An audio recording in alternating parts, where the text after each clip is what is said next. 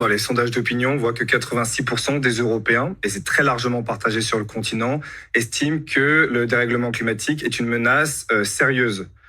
Donc on voit qu'il y a un vrai écart entre, en effet, le monde politique qui finalement s'occupe de moins en moins de la question de la transition et l'opinion publique, les opinions publiques européennes qui, elles, restent extrêmement préoccupées par la question du climat. Et d'ailleurs, ce qui est intéressant, c'est qu'en fait, ce n'est pas un luxe de faire la transition écologique en Europe. On est un continent sans gaz ni pétrole, ce qui veut dire que si on doit alimenter nos usines, nos transports, notre chauffage, on le fait en important du gaz, du pétrole et du charbon, notamment de Russie, des États-Unis, d'Arabie Saoudite. Et la transition écologique, c'est notre filet de sécurité énergétique.